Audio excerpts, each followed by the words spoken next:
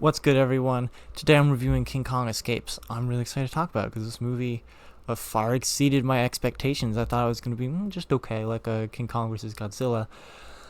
And I think it's like one of the best Showa era movies. Like, it was just genuinely really good. And I watched the English version, and I find this movie very interesting. Because there's an English version and a Japanese version. Half the characters are in this are American actors, and it's hard to tell if they were just dubbed over really well or if they recorded this movie like half English, half Japanese, and only half the movie gets subtitles, just different halves depending on where you watch it. Like, I don't know, and I couldn't tell. But because the movie was in English and it was either dubbed so well or just naturally in English, I think that helped in me being able to connect to the characters a bit more. And the characters are honestly the strongest part of this movie. The kaiju action is, I don't want to say light. It's definitely light in the middle of the movie. The beginning has stuff and the end has a bunch of stuff, but it is interesting though because all the monsters aren't really Godzilla sized. They're more traditional 1933 King Kong sized, where they're not huge, towering over buildings, but they're just as tall as like a big tree, like maybe like as big as your house. When it comes to King Kong himself, it's a very very silly design. He's he's very dumb looking. I can't tell if he's better or worse than his King Kong versus Godzilla look, but it's still very silly, very goofy. The only thing I like really can't get past is like his shoulders. They look so weird, like they go so far out. It looks bad. The shoulders look bad. It's a very strange thing to look bad, but it does. But the face is surprisingly expressive. He's a very expressive kaiju, which I was surprised at. I'm very interested in how they did that. They probably had like some prosthetics on their mask or something. It looked like. I wrote in my letterbox review, kind of as a joke, but kind of seriously, that in this movie, this is the most maturity Kong shows as a boyfriend, which is just an interesting thing that they went with the character of King Kong, where he's not kidnapping this lady. He's actually like he's picking her up, and then she's screaming at him, and then he actually like respects her wishes and does what she says. I just thought that was kind of funny. I thought it was very strange and very interesting how in this movie Kong lives on Mondo Island. In King Kong vs. Godzilla, he lives on Faro Island. And it's just interesting how the Japanese Kong movies always put him on some different island instead of just keeping it on Skull Island. Like, I wonder if there's like some weird copyright thing, but the name of his island keeps changing, but it's not really a big deal. Action you get in this movie is pretty solid. Gorosaurus is in this movie, and I think he's only in this and in Destroy All Monsters. I could be wrong about that, but I loved him in Destroy All Monsters. He's not in a lot, but I thought he was a solid standout, and so he's in this. I'm like, oh, it's cool to see him again. And he's kind of like the stand-in for the T-Rex from the original movie, and he gets his jaw snapped by King Kong, like in the original movie, and every other version of King Kong, because they're all the same. And this movie does slightly suffer from being derivative of the original, and it's interesting because it's derivative of a lot of things. The first chunk of this movie is just exploring on Skull Island and watching King Kong do traditional King Kong stuff. Like, he picks up a lady, he snaps Gorosaurus's jaw, he's like beating up jungle monsters and running around in the jungle and stuff. And it's very much like the original, but it's also, this whole movie just adds in stuff from like spy movies and sci-fi movies, and it's sort of derivative of movies of those genres, but kind of in a good way, where it borrows stuff from those movies and injects it into King Kong Escapes, into a King Kong movie, to make this kind of new original thing. And it's a lot of fun. It's derivative in good ways and in, I don't even want to say bad ways. It's just like this whole chunk of the movie is the same as a better movie. That's really what it comes down to. But Ishiro Honda never misses on his just wacky sci-fi stuff. Like, the main protagonists are, one of them's a submarine captain, so they're all on a submarine, and they just randomly have like this shiny red, white, and blue hovercraft just it's just there. Like, I don't know where they keep it, why it's on a submarine, but they have this shiny hovercraft and they fly it around, and it's really cool. And then, like, coming from, like, the goofy spy stuff of the era, like, this lady has, like this lipstick that has, like, a radio inside of it, and it's, like, I don't know, I just find it interesting, like, people in, like, the 60s and 70s envisioning what the future looks like. They can't think of just cell phones, just phones that you don't have to plug in, that you can carry around anywhere. It's like, no, it's a radio hidden inside of lipstick. Whatever, it's so goofy, it makes this movie more fun. And the plot of this movie is just insane. So this guy named Doctor Who is hired, I guess, by Madam X or Madam Piranha, depending on what country you live in. I watched the version where she's Madam X, but they only call her that like once in the movie anyway. And she is trying to take over the world. She's seeking world dominance. And she is, like, I guess, the ruler of her country. That's what they call it. That's what she says in the movie. Every time she's just like, my country. They never say where she comes from. You should know that I represent a certain country.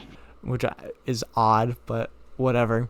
And so Doctor Who builds a Mechanicong, a giant robot Kong, which I think was very underutilized in this movie.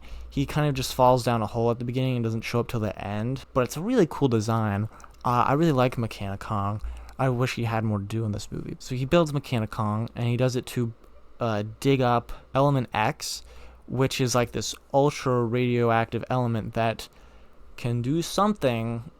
I don't know what, they never say what, but it holds the power to world domination. And only Mechanicong can get it. And then Mechanicong falls down a hole.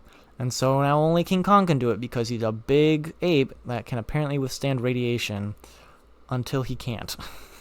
But that's about the setup for the movie. That's about like the first half of it, kind of. On the villain side, this movie will spend like 20 minutes just focusing on the villains and then 20 minutes on the heroes. Like, it doesn't cut in between them. It's just like this one whole chunk and then another whole chunk in a different area. But I guess it's kind of older filmmaking. That's just kind of how it is back then. And it's not really a problem. I didn't mind it very much. So now I do want to talk about the characters, because they're some of the best characters in all of the Showa era, the human characters. And I thought the American characters, the protagonists, one of them isn't American, but I thought they were kind of just okay. Like, they were enjoyable enough to be around. The nurse was kind of annoying. And this is one of those areas where I think, was this dubbed in or something? Because, like, mainly with the nurse, because she didn't have all her lines sync up, it didn't look like. And just the way her line delivery was, it sounded like an inexperienced voice actor. And she got really annoying, because it's like the whole movie, whenever she's with King Kong, she's like, Kong!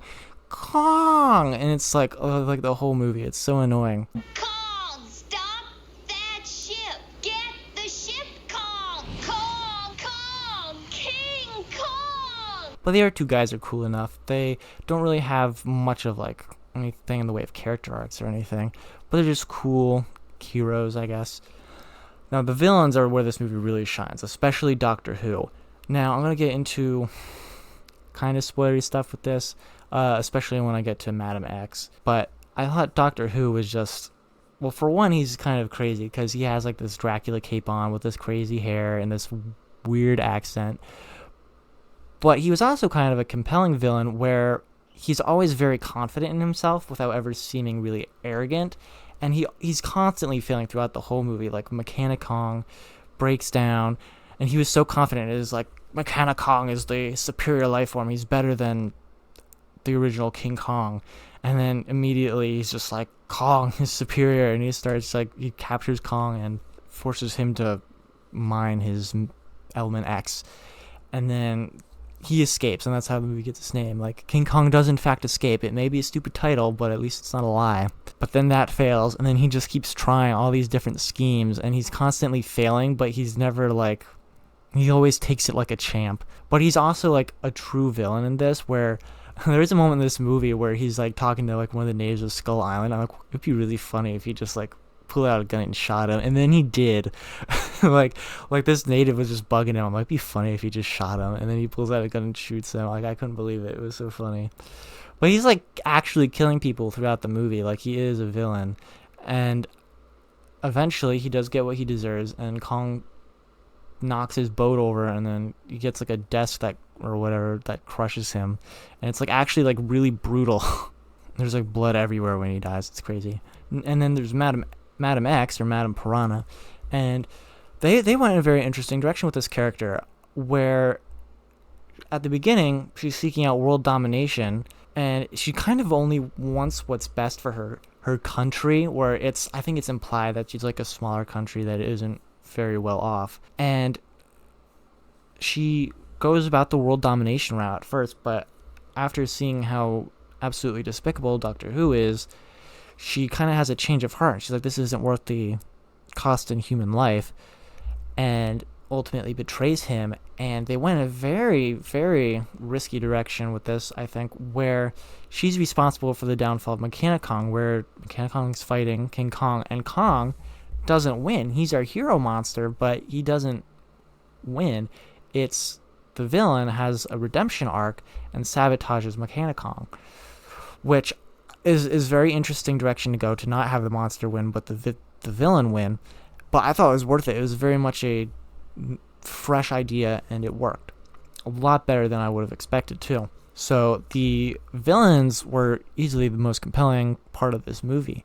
The human villains at that is very unique in a especially Showa era monster movie. And I do think, like I said before, that it being in English and not being horribly dubbed helped me connect with the characters a lot more than other movies where you're just kind of reading text and they're in another language.